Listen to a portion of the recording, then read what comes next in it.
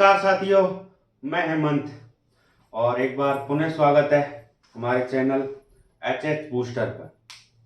तो जी हाँ, आज हम रिवीजन करेंगे वापस से चैप्टर 4 का तीसरा भाग। 2 भाग अपन ने इससे पहले पढ़ लिए हैं। इससे जो पहले वाला भाग था उसमें अपन ने संतृप्त असंतृप्त हाइड्रोकार्बन्स की संरचना के बारे में जाना, किस प्रकार वो यौगिक बनाते हैं। उसके अलावा हाइड्रोजन के अलावा कौन कौन से यौगिक हैं जो कार्बन से के साथ में अभिक्रिया करते हैं, यौगिक बनाते हैं, और उसके बाद में उनका अपन ने नामकरण देखा। तो आज अपन इस पार्ट में देखने वाले हैं कार्बनिक यौगिकों के रासायनिक गुणधर्म। जी हाँ बच्चों, क्या देखेंगे? रासायनिक गुणधर्म। तो ये अपन का बहुत महत्वपूर्ण टॉपिक है। रासायनिक गुणधर्मों के बारे में अपन जानेंगे। इसका अध्ययन करने से पहले अगर उस वाले चैप्टर में कोई आपको कोई दिक्कत है, कोई डाउट्स हैं, तो वो जरूर हमें बताएं। ठीक है, चलो चालू करते हैं। रासायनिक गुणधर्म। तो रासायनिक गुणधर्म में कार्बन का जो सबसे पहला रासायनिक गुणधर्म है वो हम पढ़ेंगे दहन। जी हाँ, क्या पढ़ेंगे? दहन पढ़ेंगे कि जब कार्बनिक यौगिकों का अपन दहन करते हैं तो अपन को पता है कि दहन के लिए सबसे जरूरी चीज है क्या है? ऑक्सीजन है। क्या है? ऑक्सीजन है। तो ऑक्सीजन की उपस्थिति में ही किसी चीज का दहन होता है। तो जब दहन करते हैं तो क्या प्राप्त होगा? हमको ऊर्जा, ऊष्मा प्राप्त होगी, और उसके साथ में क्या प्राप्त होगी? CO2। जी हाँ बच्चों, क्या प्राप्त होगी? CO2। जैसे अगर मैं कार्बन का दहन करूं तो हमको यहाँ पर CO2 के साथ साथ में ऊष्मा प्लस ऊर्जा प्राप्त होगी। ऊष्मा, ऊर्जा या प्रकाश प्राप्त होता है। ये अपन देखते भी है। अगर आप कभी कोयले को जलाते हैं तो हमको पता है कि उसके साथ में हीट, ऊष्मा प्राप्त होती है, और कजली या काले रंग के रूप में हमको धुआं दिखाई देती है। तो वो क्या है? CO2 गैस निकलती है। तो अगर हम बात करें दूसरे कार्बनिक यौगिक जैसे मैथेन, अगर मैथेन का मैं दहन करूं तो हमको यहाँ पर क्या प्राप्त होगा? मैथेन के साथ में हमको क्या प्राप्त होगा? यहाँ पर वही CO2 प्राप्त होगी। क्या प्राप्त होगा? CO2 प्राप्त होगी, और CO2 के साथ साथ में क्या प्राप्त होगा? जल, और उसके बाद में वही ऊर्जा और प्रकाश। ऊर्जा और प्रकाश प्राप्त होगा अपन को। तो यहां पर अपन को मैथेन का दहन करवाया, कार्बन कोयले का दहन करवाया, तो हमको यहाँ पर क्या निष्कर्ष निकला कि जब भी अपन कार्बनिक यौगिकों का दहन करवाते हैं तो हमको वहां पर CO2 और उसके साथ साथ में क्या प्राप्त होती है? ऊष्मा और प्रकाश प्राप्त में होता है। अपन ने देखा है कि अब यहाँ पर 2 चीजें हैं कि अपन अगर संतृप्त हाइड्रोकार्बन्स का दहन कर रहे हैं तो हमको पता है संतृप्त हाइड्रोकार्बन्स का दहन जैसे होता है, यानी वो नीली लौ के साथ में जलता है। जी हाँ बच्चों, कैसे जलेगा? नीली लौ के साथ में जलेगा, यानी उसमें कजली, जो काले रंग की अशुद्धियां हैं, वो बहुत कम होंगी। तो संतृप्त हाइड्रोकार्बन का जब अपन दहन करते हैं तो अपन को कैसी लौ के साथ में? नीली लौ के साथ में ज्वाला निकलती है। तो वो कैसी है? सूक्ष्म ज्वाला, यानी उसमें क्या है?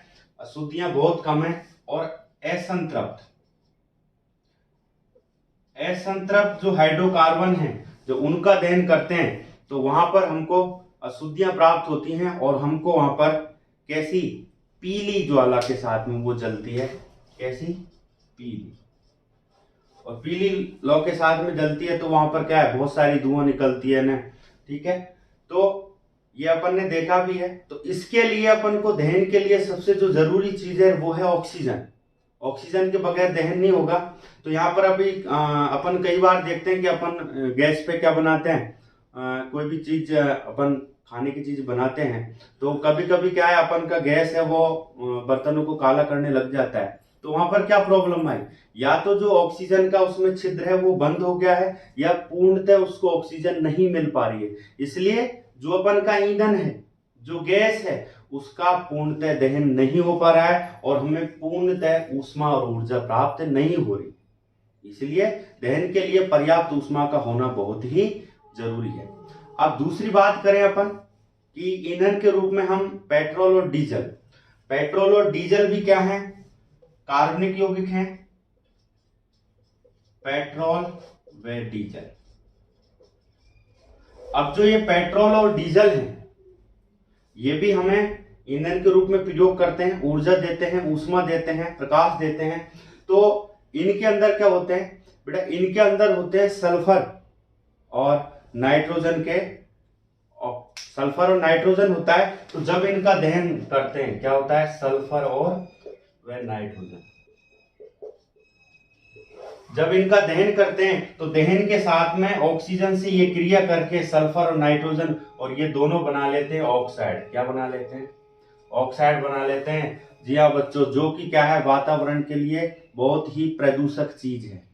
यही कारण है सल्फर और नाइट्रोजन के ऑक्साइड का ही कि अम्ल वर्षा, अम्ल वर्षा इन्हीं दो यौगिकों के कारण होती है। तो ये प्रदूषक हैं, ठीक है। इसके अलावा यहाँ पर अगर पेट्रोल डीजल की बात आई है तो इसके बारे में भी जान लेते हैं कि पेट्रोल डीजल का निर्माण कैसे होता है।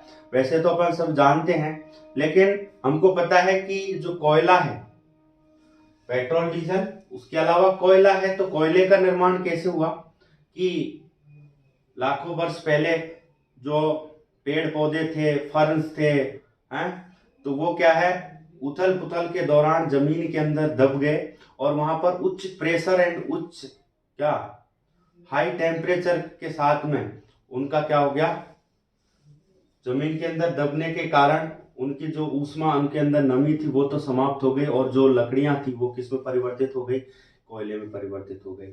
ऐसे ही पेट्रोलियम, पेट्रोलियम का निर्माण कहाँ हुआ कि जो जलीय पौधे थे या फिर जो जलीय जीव थे वो जैसे जैसे खत्म होते गए तो समुद्र के नीचे तली में वो दबते चले गए और दबने के कारण उसके उनके ऊपर मिट्टी आती गई और मिट्टी से जो गाद के नीचे दबते चले गए। और वहां पर भी आपको पता है कि उच्च दाब और उच्च ताप के कारण उनका क्या बन गया, जो वो धीरे धीरे तेल में परिवर्तित होने लगे और जो गाद थी वो उनके ऊपर चट्टान के रूप में आ गई। और धीरे धीरे जब अंदर ही अंदर जो ये द्रव बना, इस द्रव से गैसें निकली और गैसों से उन चट्टानों में क्या आई, दरारें आई और ये तेल कहाँ आया, ऊपर आने लगा। तो इससे अपन को पता चला कि पेट्रोल और कोयले का निर्माण हुआ। तो जी हाँ, अब अपन कोयले का, कार्बन का अगला रासायनिक गुणधर्म समझते हैं और वो है ऑक्सीकरण। क्या है, ऑक्सीकरण है। ऑक्सीकरण के अंदर अपन समझेंगे कि कार्बनिक यौगिकों का ऑक्सीकरण कैसे होता है। ऑक्सीकरण,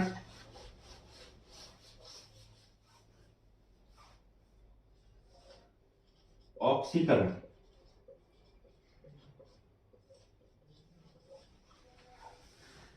अपन ने पहले भी ऑक्सीकरण पढ़े हैं। ऑक्सीकरण अभिक्रिया है, ऑक्सीकरण की उपस्थिति में किसी का ऑक्सीकरण करें वही ऑक्सीकरण अभिक्रिया है।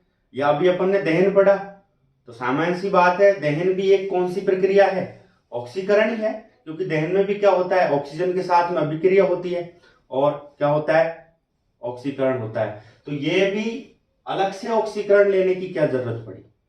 तो यहां पर अपन उस दहन की बात नहीं करेंगे, यहां पर अपन ऐसे यौगिक लेने वाले हैं जिनकी उपस्थिति में हम ऑक्सीकरण करेंगे। यहां पर हम ऑक्सीजन नहीं देंगे, क्या करेंगे, नहीं देंगे। तो यहां पर अपन बात करने वाले हैं कि ऐसे कौन से तत्व जिनके द्वारा अपन का क्या करें कि जो एल्कोहल है, मान लो क्या है, एल्कोहल C3CH2OH, एल्कोहल को डायरेक्टली किस में बदल दें हम, कार्बोक्सिलिक अम्ल में।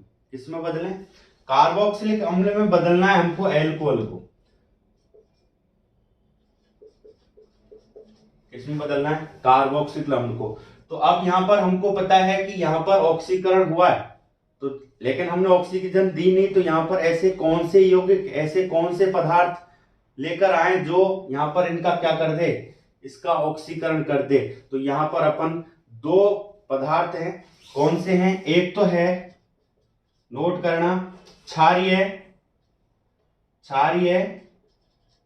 KMnO4 पोटेशियम परमैंगनेट, और दूसरा है अम्लीय K2Cr2O7 potassium dichromate, potassium permanganate और पोटेशियम डाइक्रोमेट दो ऐसे पदार्थ हैं जो एल्कोहल का क्या कर देते हैं, ऑक्सीकरण, क्या कर देते हैं, ऑक्सीकरण कर देते हैं, और किसका निर्माण करते हैं, कार्बोक्सिलिक अम्ल का। किसका निर्माण करेंगे, कार्बोक्सिलिक अम्ल, या फिर इसको क्या कहेंगे अपन, एथेनोइक अम्ल। किसका निर्माण करेंगे, एथेनोइक अम्ल का निर्माण।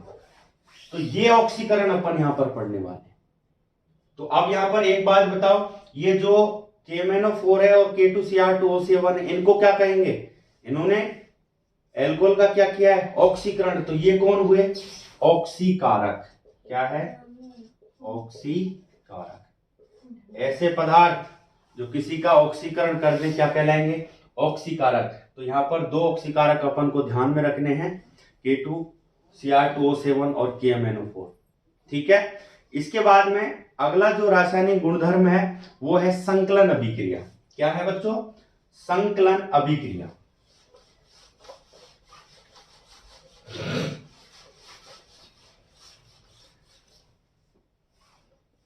तीसरा है संकलन अभिक्रिया।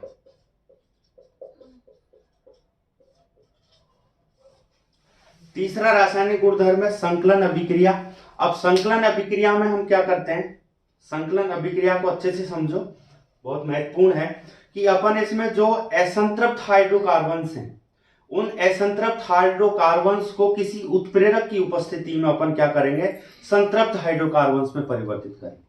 जी हाँ बच्चों, अच्छे से ध्यान से समझना कि असंतृप्त हाइड्रोकार्बन्स कौन से होंगे। अपन ने कल समझा था कि जिनके अंदर डबल बॉन्ड है या त्रिबंध है, ठीक है, तो उनको हम बदलेंगे सिंगल बंध में, यानी संतृप्त हाइड्रोकार्बन्स में, और वो भी उत्प्रेरक की उपस्थिति में। तो यहां पर उत्प्रेरक लेंगे अपन, यानी असंतृप्त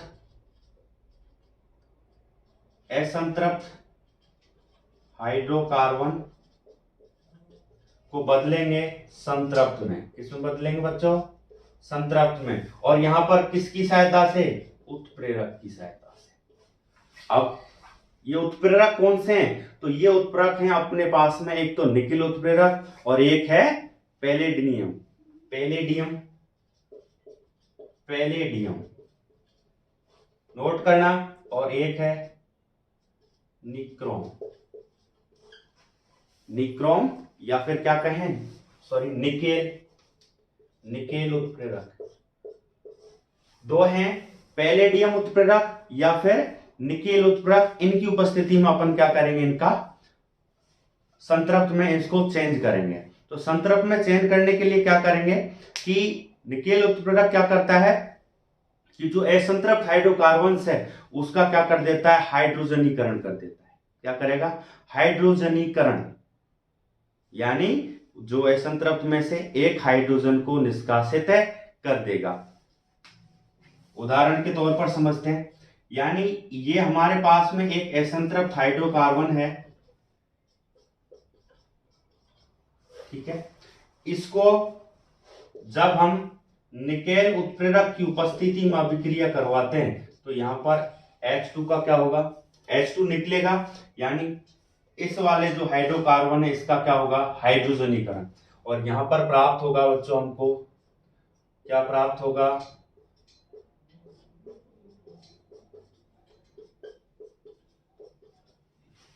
संतृप्त हाइड्रोकार्बन। देखा आपने, संतृप्त हाइड्रोकार्बन प्राप्त हुआ कि नहीं हुआ।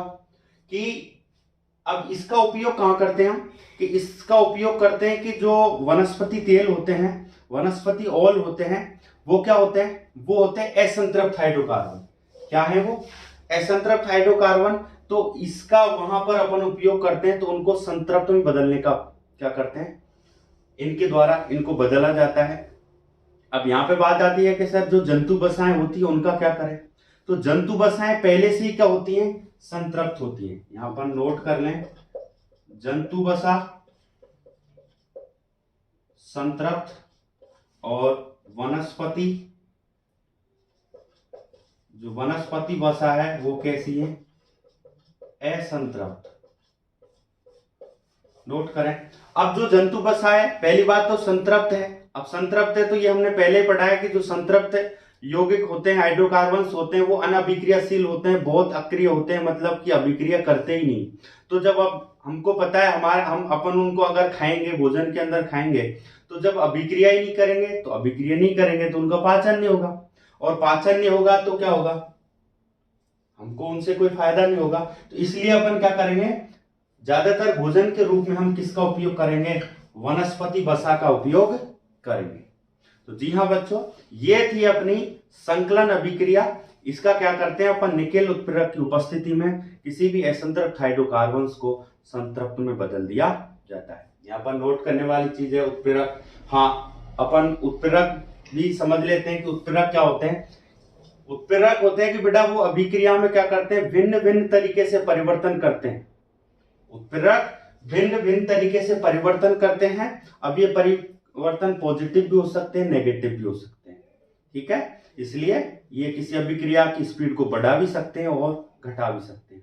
तो यहाँ पर अपन उनके बारे में तो नहीं जानेंगे, पर यहाँ पर हम दो उत्प्रेरक के बारे में जानेंगे कि पैलेडियम और निकेल दो उत्प्रेरक हैं जो इस काम को। चौथा रासायनिक गुणधर्म है प्रतिस्थापन।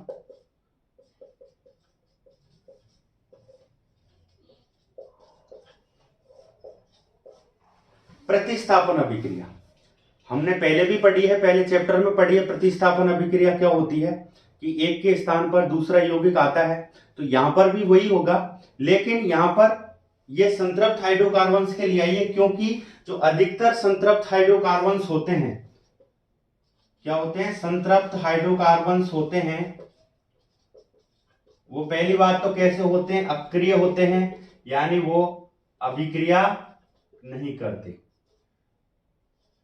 अभिक्रिया नहीं करते।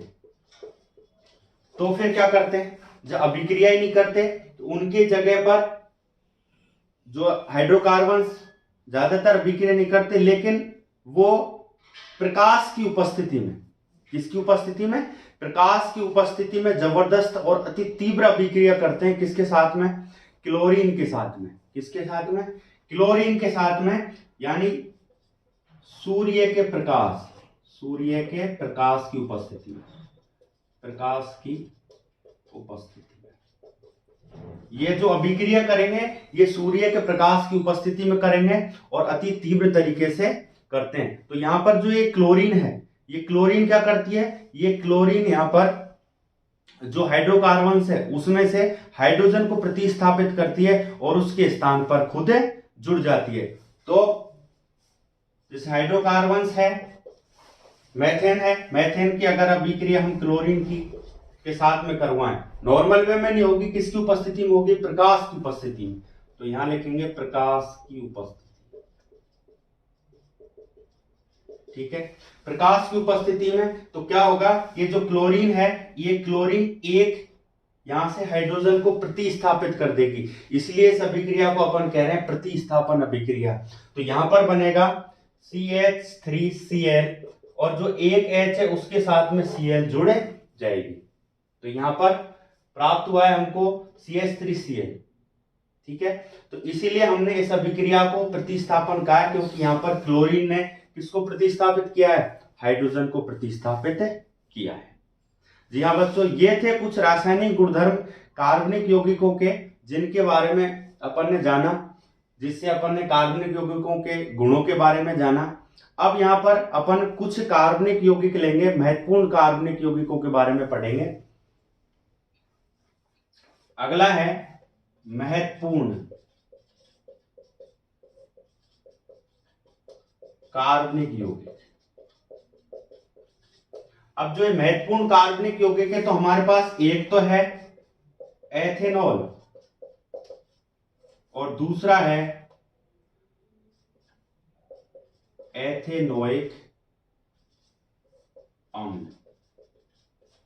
एथेनॉल को अपन क्या कहते हैं, यहाँ एल्कोहल, क्या कहेंगे, एल्कोहल।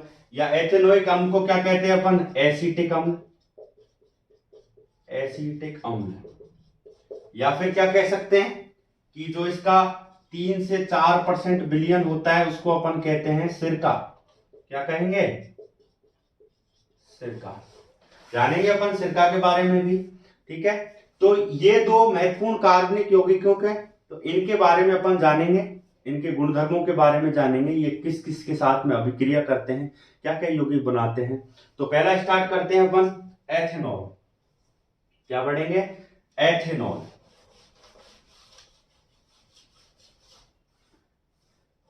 एथेनॉल या एल्कोहल, तो अपन जानते हैं कि एल्कोहल तो क्या चीज है, सुनते हैं आज के जमाने में तो विशेषकर तो अपन जानते ही हैं। क्यों, क्योंकि एक एल्कोहल ऐसा पदार्थ है जो पेय पदार्थों का प्रमुख घटक है। क्या है, जो पेय पदार्थ हैं, तो पेय पदार्थों का प्रमुख घटक। अगला क्या है कि ये कमरे के ताप पर द्रव होता है, लिक्विड अवस्था में पाया जाता है, और ये बहुत अच्छा विलायक है। क्या है, बहुत अच्छा विलायक है। मतलब आप इसमें कोई भी चीज आसानी से घोल सकते हो, बहुत अच्छा है। पानी की मात्रा घोलनी है तो आप कितना भी पानी घोल सकते हो, मतलब एक बहुत अच्छा विलायक के रूप में काम करता है। इसके अलावा अगर बात करें हम, तो इसका उपयोग अपन कहां करेंगे, टिंचर आयोडीन में, ठीक है, कफ सिरप बनाने में, कफ सिरप बनाने में, या फिर टॉनिक, टॉनिक आदि, इन सभी औषधियों में इसका उपयोग किया जाता है। औषधियों में इसका उपयोग किया जाता है। इसके बारे में और अपन बात करें तो जिसको अपन इसको नॉर्मली में जिसके रूप में जानते हैं कि ये कैसा पदार्थ है, नशीला पदार्थ है। क्या है, नशीला पदार्थ है, सारे गम शिकवे सारे भुला देता है, मतलब टेंशन फ्री, कोई दिक्कत नहीं है। हाँ, तेरा गम अगर ना होता तो मैं शराब ना पीता। तो शराब का प्रमुख कौन है, बनाने वाला कौन है, एल्कोहल है। तो एल्कोहल कैसा पदार्थ है, नशीला पदार्थ है। तो इसके साथ साथ में अपन इसके कुछ हानियां भी जान लेते हैं, इसके दुष्प्रभाव भी जान लेते हैं। तो दुष्प्रभाव की बात करें तो पहला दुष्प्रभाव है हानि कि पहली तो ये है कि ये उपापचय क्रिया, जो उपापचय क्रियाएं होती है शरीर की, को अनियंत्रित कर देता है, अनियंत्रित करता है। क्योंकि अपन ज्यादातर उपयोग में लेते हैं, और ये हालांकि एक समाज में बहुत बुरी बुराई है कि शराब का उपयोग दिनों दिन बढ़ता जा रहा है, क्योंकि शराब का मुख्य घटक ही अल्कोहल है, इसका उपयोग करते हैं। तो इससे जो क्या क्या हानि हो सकती हैं, तो पहली बात तो उपापचय क्रिया अनियंत्रित हो जाती है। हमारा जो केंद्रीय तंत्रिका तंत्र है, सेंट्रल नर्वस सिस्टम, वो इससे क्या होता है, प्रभावित होता है। केंद्रीय तंत्रिका तंत्र क्या हो जाता है, प्रभावित हो जाता है। यानी इससे क्या हो जाता है, उसमें बहुत सारी शिकायतें हो जाती हैं, उसका कंट्रोल फेल होने लगता है। तो उससे भी हमें बहुत सारी दिक्कत होने लग जाती है, जैसे मानसिक स्वास्थ्य में कमी। मानसिक स्वास्थ्य में कमी, क्योंकि केंद्रीय तंत्रिका तंत्र जब प्रभावित है तो मानसिक स्वास्थ्य में कमी, मानसिक स्वास्थ्य में कमी। दूसरा, भावनात्मक जो विचार होते हैं वो बिल्कुल खत्म हो जाते हैं, क्योंकि शराब, तो भाव शून्यता, भाव शून्यता। इसके अलावा इसके बहुत सारे दुष्प्रभाव हैं, समाज में क्रूति के रूप में बढ़ता जा रहा है, धन की हानि, सामाजिक हानि, अपने आप की हानि, ठीक है। इसलिए इन चीज़ों से बचकर रहें बच्चों। क्योंकि ये चीज़ें हमारे ना समाज के लिए, हमारे ना शरीर के लिए, किसी के लिए भी अच्छी नहीं है। तो आप इनसे बच के रहें, ठीक है। तो ये हानियां। इसके अलावा इसका एक उपयोग अपन ईंधन के रूप में भी करते हैं। किसके रूप में करते हैं? ईंधन के रूप में। ईंधन के रूप में भी अपन इसका उपयोग करते हैं। और ये क्या है कि बहुत सारी जो कंट्रियां हैं उनमें ईंधन के पेट्रोल के साथ में मिला करके अल्कोहल को एक अच्छा स्वस्थ ईंधन बनाया जाता है, ठीक है, जिसमें क्या है बहुत ही कम प्रदूषक मात्रा होती है। तो अपन इसका उपयोग ईंधन के रूप में भी कर सकते हैं। अब इसकी देखेंगे अपन कुछ रासायनिक अभिक्रियाएं कि जो अल्कोहल है वो किसके साथ में अभिक्रिया करता है। तो सबसे जो पहली अभिक्रिया है, तो बेटा पहली है इसकी सोडियम के साथ। सोडियम के सबसे पहले देखेंगे कि जो अल्कोहल है वो सोडियम के साथ में अभिक्रिया करता है तो क्या होता है। तो जब ये सोडियम के साथ में अभिक्रिया करेगा तो यहां पर ये बनाएगा क्या? लवण बनाएगा, यानी सोडियम एथोक्साइड। क्या बनाएगा? Sodium ethoxide. यहां पर अपन अभिक्रिया CH3CH2OH प्लस Na, तो ये अभिक्रिया करेगा तो यहां पर बनाएगा sodium ethoxide CH3CH2O plus H2 plus H2 यहां पर सोडियम एथोक्साइड बनाएगा और ठीक है, यहां पर ये इसका निर्माण करता है, सोडियम एथोक्साइड का निर्माण करता है। तो ये गुण जाना हमने कि एथेनॉल का जब हम अभिक्रिया सोडियम के साथ में करवाते हैं तो हमें एक सोडियम एथोक्साइड प्राप्त होता है और हाइड्रोजन गैस प्राप्त होती है, ठीक है। इसकी दूसरी अभिक्रिया हम करते हैं असंतृप्त यौगिक बनाने में, असंतृप्त हाइड्रोकार्बन बनाने में। जी हां, दूसरी अभिक्रिया है इसकी असंतृप्त हाइड्रोकार्बन बनाने में। इसका उपयोग अपन जो असंतृप्त हाइड्रोकार्बन है उसको बनाने में करेंगे। तो इसका उपयोग कैसे करेंगे अपन कि इसको CH3CH2OH, अब इसको क्या करेंगे अपन कि 441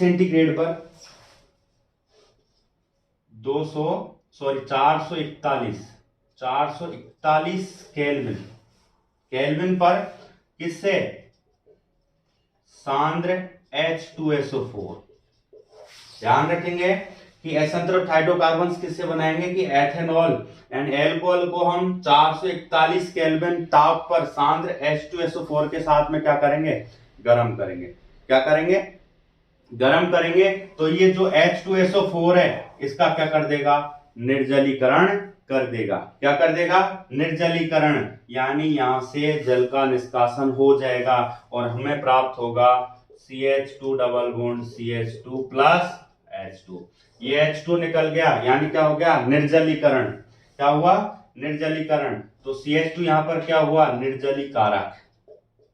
निर्जलीकारक यानी जल का निष्कासन करने वाला। यहां पर कौन है? सल्फ्यूरिक अम्ल। तो यहां पर हमको प्राप्त हुआ है एथीन। क्या प्राप्त हुआ है? एथीन। तो हमने यहां पर देखा कि असंतृप्त हाइड्रोकार्बन का निर्माण किया अपन का एथीन का, और किससे निर्माण किया? 441 केल्विन पर हमने सांद्र H2SO4 के साथ में गर्म किया और हमने ये देखी। तो ये था अपन का महत्वपूर्ण हाइड्रोकार्बन जिसका नाम था एथेनॉल। अब इसके बाद में देखते हैं अपन एथेनोइक अम्ल। क्या है बच्चों?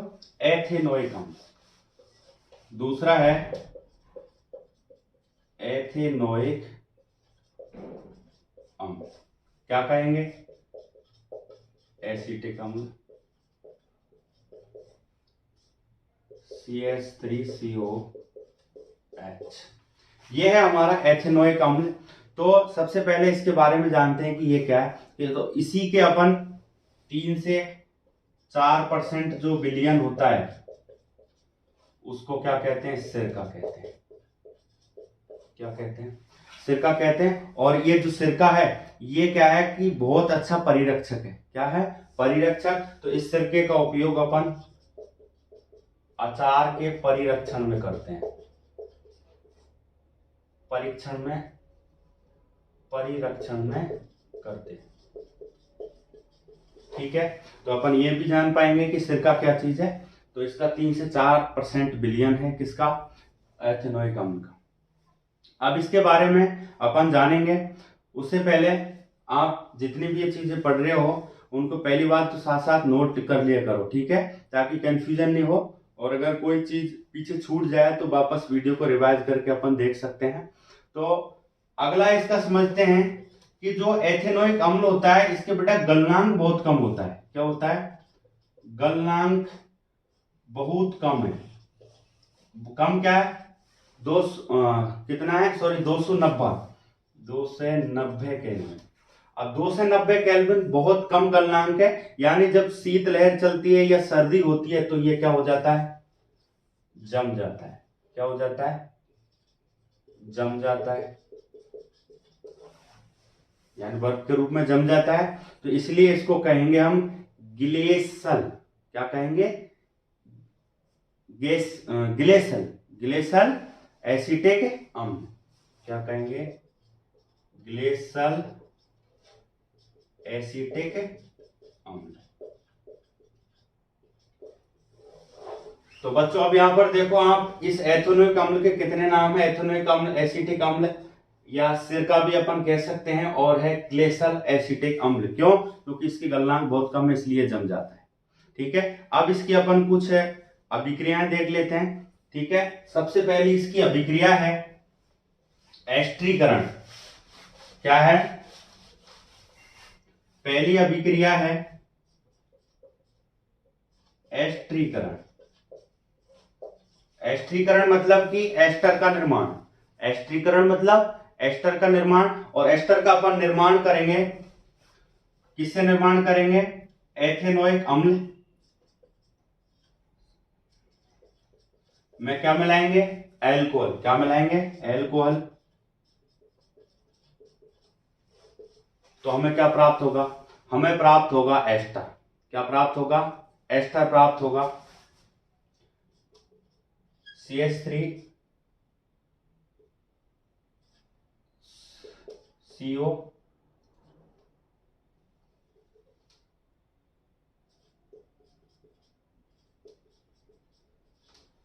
ये हमको प्राप्त हुआ है, और प्लस होता है जल प्राप्त। क्या प्राप्त हुआ है? जल।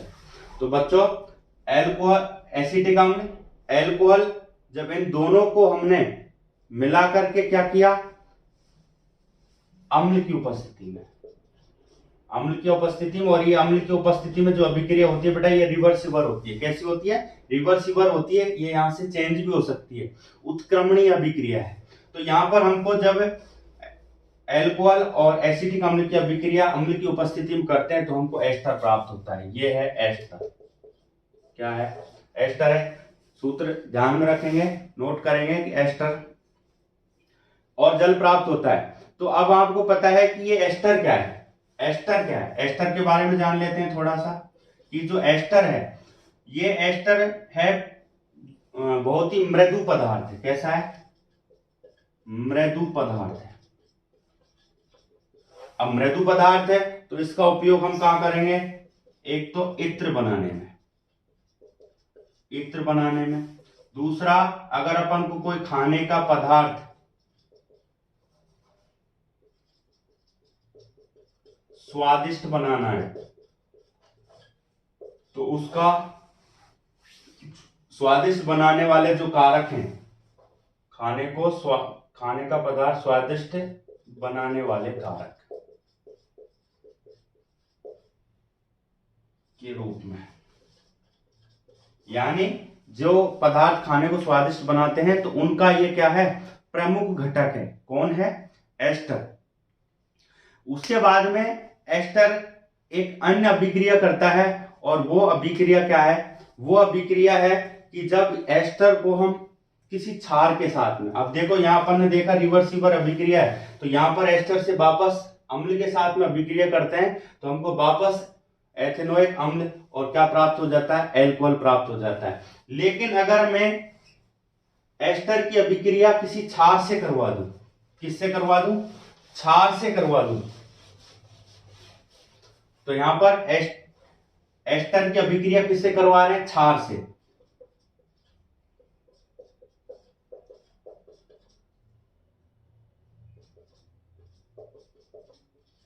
किससे करवाएंगे, क्षार, NaOH। कि जब एस्टर की अभिक्रिया NaOH के साथ में करवाई जाती है तो हमको यहाँ पर लवण और क्या प्राप्त होता है, लवण, और लवण के साथ साथ क्या प्राप्त होगा, एल्कोहल। क्या प्राप्त होगा, लवण, और लवण के साथ में एल्कोहल प्राप्त होता है। तो यहाँ पर एल्कोहल और उसके साथ में प्राप्त होगा लवण। क्या प्राप्त होगा, लवण। जी हाँ बच्चों, ये अपन को इससे प्राप्त होता है। तो अब यहाँ पर लवण जो प्राप्त हुआ है ये प्राप्त हुआ है सोडियम एथेनोइक का लवण। एथेनोइक या एसिटिक अम्ल का लवण है। किसका है, एसिटिक अम्ल का लवण है। तो ये हमको यहाँ पर प्राप्त होता है। तो अपन एस्टरीकरण से एस्टर का निर्माण करेंगे। एस्टर के बारे में अपन ने जाना, और एस्टर की अभिक्रिया अगर अपन क्षार के साथ में करवाएं तो वहां पर भी हमको एल्कोहल और क्या प्राप्त होगा, लवण प्राप्त होगा, यानी सोडियम एथेनोएट। क्या नाम देंगे इसको, सोडियम एथेनोएट। तो इनका नाम जरूर ध्यान रखना, क्योंकि ये नाम कई बार अपन को क्या कंफ्यूजन में डाल देते हैं कि ये क्या है, ये क्या है। तो आप साथ ही साथ में नोट करते चलना। अब यहाँ पर जो अगली अभिक्रिया है एथेनोइक अम्ल की, और वो है किसके साथ में, क्षारक के साथ में। अपन ने ये देख ली, क्षारक के साथ दूसरी। अब तीसरी जो अभिक्रिया है इसकी, वो है कार्बोनेट व हाइड्रोजन कार्बोनेट के साथ।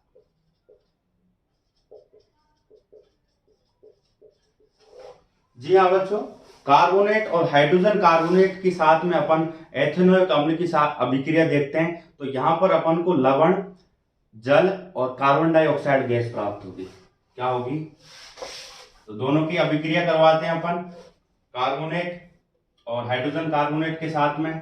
तो ये है अपन का एथेनोइक अम्ल। इसकी अभिक्रिया करवाएंगे हम Na2CO3, सोडियम कार्बोनेट। किसके साथ में, सोडियम कार्बोनेट के साथ में। और यहां पर क्या प्राप्त होगा हमको, लवण प्राप्त होगा। ठीक है, लवण कौन सा प्राप्त होगा, CH3COONA plus H2O plus CO2। जी हाँ बच्चों, ये अपन को क्या होगा, प्राप्त होगा। ठीक है, इसके बाद में हम यहाँ पर अभिक्रिया करें हाइड्रोजन कार्बोनेट के साथ में, तो NaHCO3। आप इनको पहचान रहे होंगे, ये कास्टिक सोडा, ये बेकिंग सोडा है। ठीक है, तो इससे भी हमको क्या प्राप्त होगा, वही प्राप्त होगा जो सोडियम कार्बोनेट से प्राप्त है। जो प्राप्त हुआ है हमको सोडियम कार्बोनेट से प्राप्त हुआ है। ठीक है बच्चों, तो ये थी अपन की सोडियम हाइड्रोजन कार्बोनेट के साथ में और सोडियम कार्बोनेट के साथ में अभिक्रिया किसकी, एथेनोइक अम्ल की। ठीक है, इससे हमको क्या प्राप्त होगा, लवण प्राप्त होगा। लवण के साथ में जल और कार्बोनेट प्राप्त होता है। तो ये थे हमारे कुछ महत्वपूर्ण कार्बनिक यौगिक जिनके अपन ने गुणधर्म जाने, उनकी अभिक्रियाओं के बारे में जाना। ठीक है, और उसके पहले अपन ने जाना कि इनके अंदर कौन कौन सी रासायनिक अभिक्रिया होती है कार्बनिक यौगिकों के अंदर। अब अपन का एक जो लास्ट टॉपिक बचा है इस पार्ट का, वो बचा है साबुन और अपमार्जन। क्या बचा है, साबुन और अपमार्जन। अंतिम टॉपिक है साबुन व अपमार्जन।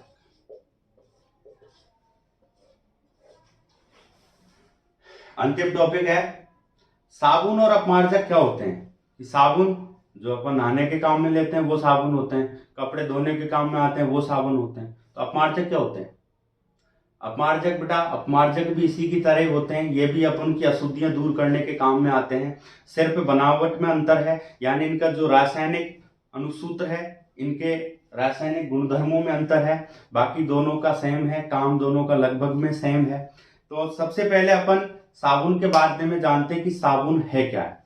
तो साबुन है कि लंबी श्रृंखला वाले कार्बोक्सिलिक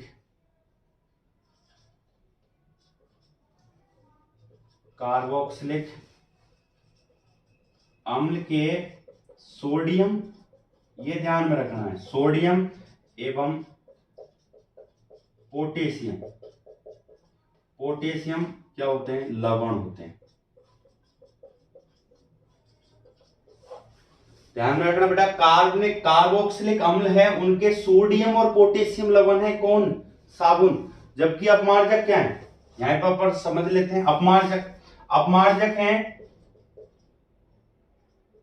लंबी श्रृंखला के कार्बोक्सिलिक अम्लों के कौन से? सल्फोनिक, और सल्फोनिक के साथ साथ में अमोनियम, अम्लों के सल्फोनिक एवं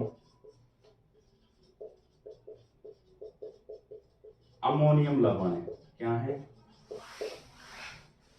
लंबी श्रृंखला के कार्बोक्सिलिक अम्ल के सल्फोनिक एवं अमोनियम लवण है, जबकि ये क्या है? पोटेशियम और सोडियम लवण है। तो एक तो ये डिफरेंस हो गया, और इसके बाद में ये क्या है? इनके लवण है और यौगिक किसके हैं?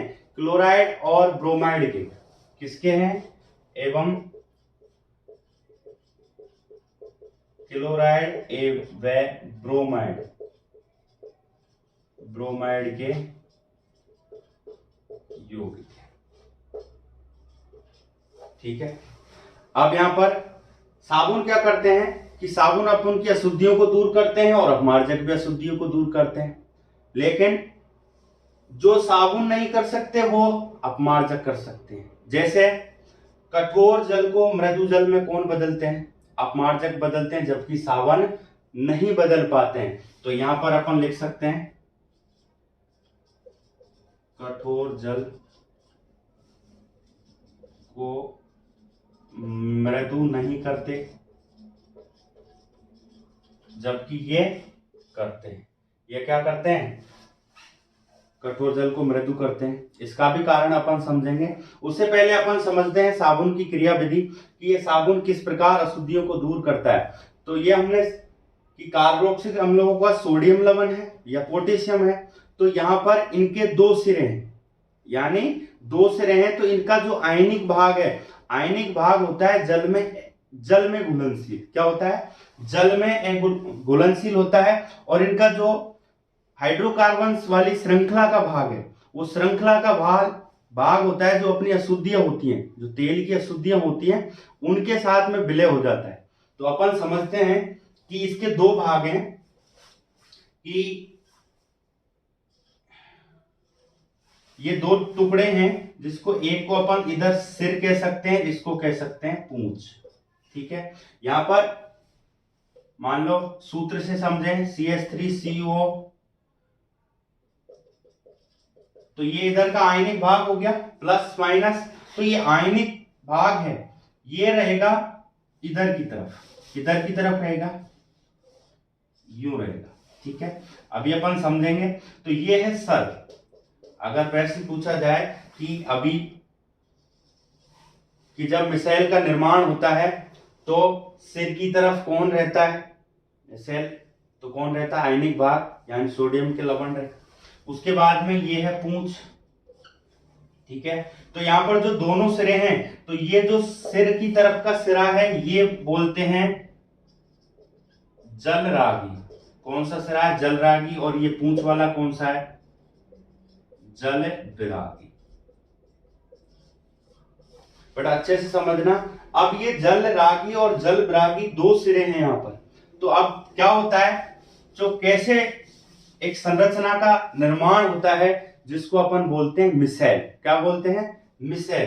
तो ये है, कोई अशुद्धि है, तेलीय अशुद्धियां ही रहती है ज्यादातर, तो ये तेलीय अशुद्धि है। इस अशुद्धि के ऊपर जो ये अपन का यौगिक है हाइड्रोकार्बोक्सिलिक लवण है, तो इसका ये वाला सिरा जो जल रागी सिरा ये जल की तरफ रहेगा, जबकि जल विरागी जो जल में विलय नहीं है तो वो इधर की तरफ रहेगा। यानी ये ऐसे ऐसे व्यवस्थित हो जाता है। तो देखो, सिर जल की तरफ और ये अशुद्धि की तरफ, कौन? जल विरागी सिरा। तो ऐसे इसके साथ में बहुत सारे अणु, कितने सारे? बहुत सारे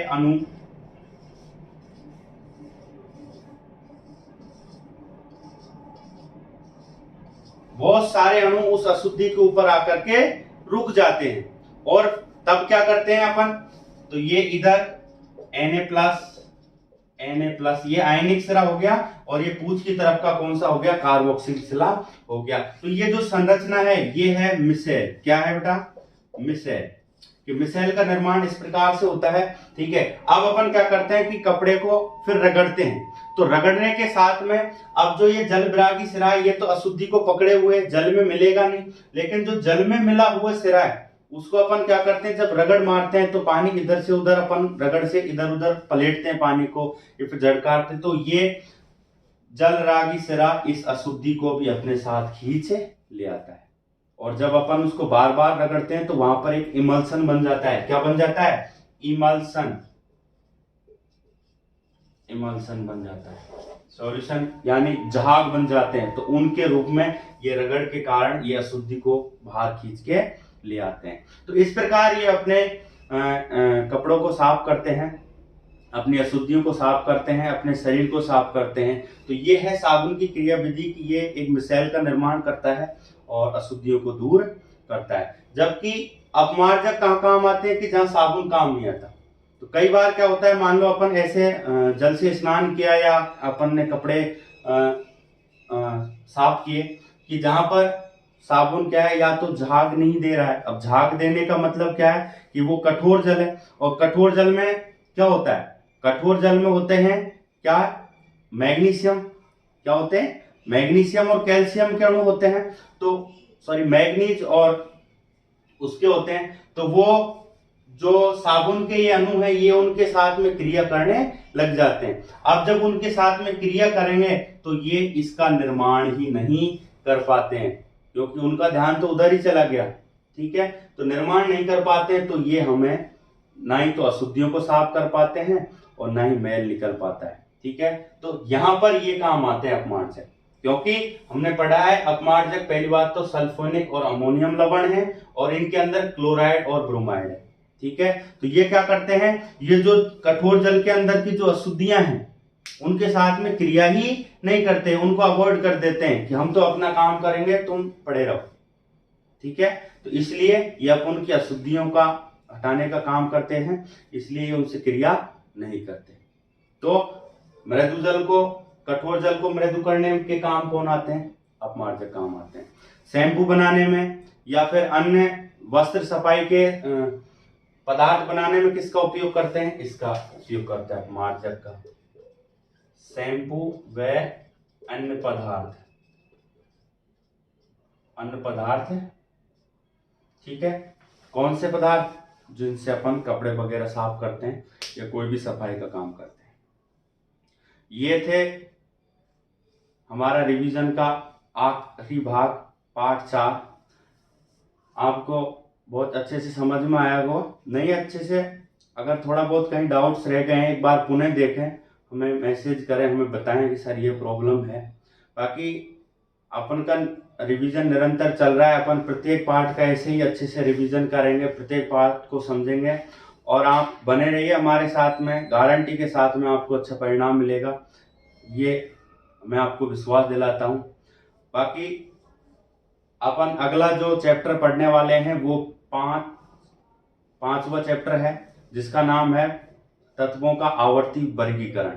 ठीक है, इस पार्ट को अच्छी तरह से याद करना है। बहुत अच्छा टॉपिक है, बहुत अच्छा पार्ट है, क्योंकि कम 6 या 7 नंबर के प्रश्न पूछे जाते हैं। ठीक है, और बने रहिए हमारे रिवीजन कोर्स के साथ में। कमेंट करो, लाइक करो, अपने दोस्तों के साथ में शेयर करो और चैनल को सब्सक्राइब कर लो और बेल आइकन में ऑल को सेलेक्ट करो ताकि आपको तुरंत नोटिफिकेशन मिले। बने रहिए हमारे साथ में। मिलते हैं अगले रिवीजन में। जब तक के लिए धन्यवाद।